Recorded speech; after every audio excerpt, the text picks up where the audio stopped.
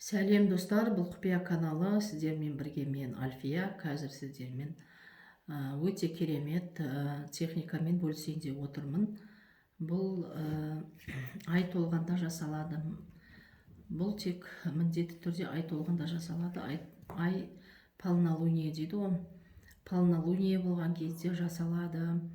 Бұл бақытты болу үшін, мысалы, семьяңда бақыт таппай жүрген болсаң, немесе сіз үшін бақыт деген не?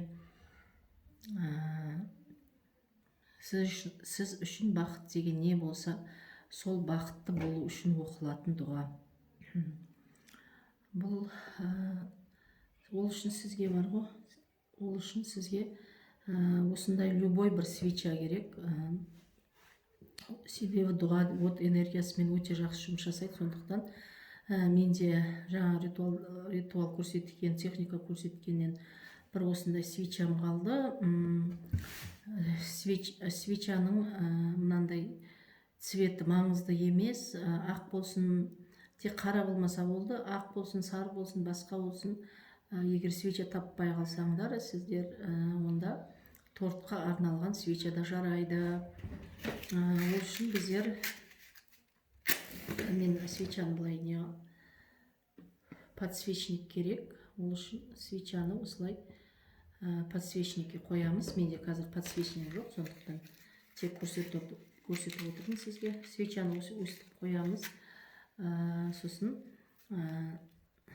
свечаны жағамыз. Бір свеча керек, любой свеча бола береді. Восковая свеча, парафиновый немесе торттарға арналған свеча да бола береді. Достар, көрініп тұр ма? Міне осындай свеча жағып қоямыз. Свечаны жаққан бойдан мына дұғаны оқисыңыз. Амут рузим, амут эшерус, рузим, дорим, райым, әмин деп 3 рет осы свечаға оқисыңыз да. Свеча біткеншен күтіп отырасыңыз. Свечаны біткеншен қасында күтіп отырсаңыз болады. Мысалы, свеча жанып болды делік, астында осындай остатка қалады. Ол остатканы қай жерге тастасаңыз да өзіңіз білесіңіз. Сонымен бұл техника болды. Өте оңай, достар, жасап көріңдер.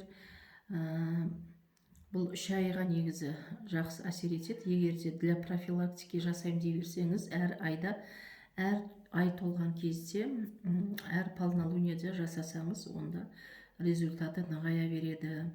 Полнолуние деген ай толғанда, егер де сіз полнолуние қашан болады деп білмей жатсаңдар, онда сіз Google'дан іздеп тұрғылықты қалаңыздың атын жазсаңыз, полнолуние мысалға 25 тамызда болады деп, мысалы, сондай болып шығады Google'дан. Біздерде жаңа ай 27 тамызда новолуние болады, ал полнолуние оны Google'дан қарасаңыз шығады. Достар, қадеріңізге жараған болса, лайк басып, комментарий жазуды ұмытпаңыздар.